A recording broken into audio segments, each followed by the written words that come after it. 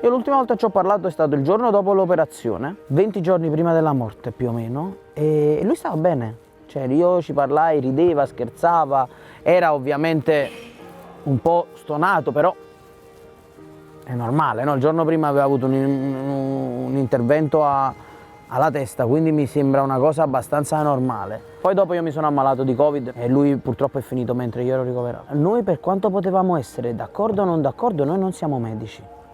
Quindi le scelte mediche non le abbiamo mai prese noi. E infatti adesso, oggi c'è una magistratura che sta indagando su questo. Abbiamo già trovato tante firme false di papà su tante cartelle cliniche e questo per esempio è una cosa sulla quale c'è un'indagine. Però, ripeto, noi siamo parte lesa in un processo, quindi io non è che mi posso sostituire. Ho un'idea, che curato bene non sarebbe morto, questo è poco ma sicuro. Le responsabilità poi di chi sono le vedrà la magistratura, però curato bene non sarebbe morto, questo è poco ma sicuro. Mio padre lascia due cose belle. La prima è la totale convinzione in tutti, anche in un bambino, che un altro così non nascerà mai più. E secondo, la grande speranza di poter emergere anche dal basso, perché lui veramente lo ha fatto dal basso.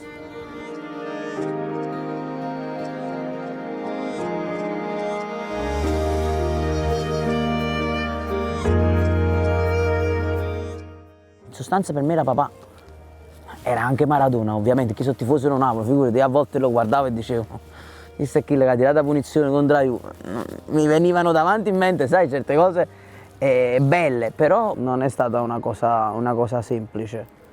Lui da quando aveva 16 anni non si è potuto andare a bere un caffè tranquillo, non l'ha mai potuto fare. Secondo me non è stato bello per lui essere Maradona, nel senso che lui non ha avuto la libertà che avrebbe desiderato, però era il prezzo da pagare, immagino. Per me è stato sempre uguale, nel senso che io sono nato con questo cognome. A volte me ne dimentico, me lo ricordano le persone. A me non è mai stato un grosso problema. L'ho sempre vissuta con estrema normalità, perché per me è normalità. Sono un ragazzo che vado alla Lora San Paolo e al Maradona da quando avevo 4 anni, mano in mano con mio nonno.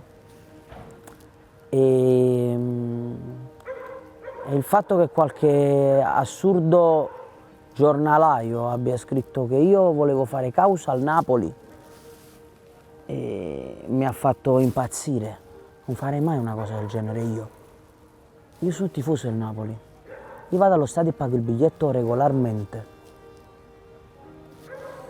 Quello che mi dà fastidio è che l'immagine di mio padre è stata venduta da una persona che non ha l'autorizzazione per farlo. È stato un amico di papà, leale, io non metto in dubbio l'amicizia. Questa persona non c'entra più niente con mio padre. Noi abbiamo fatto causa in Argentina. È normale che noi dei nostri genitori siamo sempre un po' gelosi, no? Io sono geloso pure di mia mamma, dei miei nonni, sono geloso. E lo ero anche di papà, ovviamente. Però mi fa piacere condividerlo con gli altri, perché nel momento del dolore il grande amore della gente mi ha aiutato tanto, perché vedere così tanto affetto ti riempie un po' il cuore, no? Ti riempie d'orgoglio, perché alla fine poi quello era papà. Sicuramente l'affetto della gente mi ha dato una grande mano. Se io ti devo dire che davanti a me ho visto mai qualcosa di strano, grave ti parlo, mai. Per esempio è uscita la storia che lui fumava marijuana, davanti a me mai, io non ho mai visto una cosa del genere. Eppure ci sono stato un sacco di volte con lui. Però è uscito dalle indagini che era vero. Probabilmente dopo, quando io me ne sono andato, è iniziato questa abitudine. Però per esempio davanti a me di cose gravi non ne ho mai viste. Qualche schifezza sì l'ho vista. E gliel'ho anche detto a lui, però non decidevo io. Io ho sempre avuto un rapporto con lui molto diretto, però io quando stavo da solo con lui, io non amavo parlare davanti agli altri, nel senso io a volte vedevo, lasciavo passare, poi glielo dicevo. Ho sempre cercato di fargli notare le cose, Però no, vabbè, lui non era una persona facile, non è che gli dicevi una cosa e lui, ah, ok, vabbè, no. Qualche volta rispondeva a tono, qualche volta magari lasciava passare, dipende dal momento. Però diciamo con me mai alterato, mai, sempre tranquillo. Quando non voleva farsi dire una cosa diceva va bene, ok. Cioè mi faceva capire che voleva chiudere il discorso. Papà era un uomo che non aveva una gestione delle proprie relazioni normale, fra virgolette. Noi passavano per esempio giorni e giorni che lui non rispondeva al telefono, ma a nessuno. E poi magari in una settimana ti chiamava 3 volte. Lui era uno imprevedibile, anche nelle relazioni.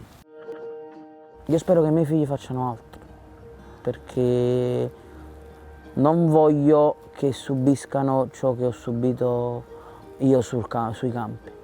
Ti faccio un esempio. Domenica abbiamo giocato contro la Puteolana, è finita 0-0, poche emozioni, brutta partita. Ho salutato tutti, sono andato a salutare i loro giocatori fino a lì sotto e i tifosi loro mi insultavano. Dall'altra parte c'era un ragazzo che ha giocato con me, io lo conoscevo. Ho detto ma io che c'entro? E lui mi ha detto tu c'entri sempre.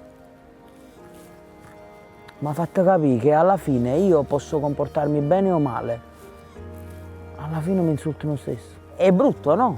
Io non voglio questo come per i miei figli. Io mi auguro che i miei figli siano felici e convinti delle proprie scelte come lo sono stato io. Io ho sempre voluto giocare a calcio, essere nel calcio. Però non so se augurargli di stare in questo mondo a mio figlio, perché io un po' di passione l'ho persa. Passione per il sistema, non per lo sport. L'amore per il calcio è un amore grande che io ho sempre avuto. Poi è normale che la sua influenza è stata importante, perché era bello parlare di calcio con lui. Lui ha vissuto un calcio che gli ha dato risultati, ma perché ci stava lui. Non so se rendo l'idea. Mi sarebbe piaciuto essere parte del suo staff per viverlo quotidianamente, per fare esperienza. Io con mio padre sono stato bene, mi sono divertito, ho passato bei momenti.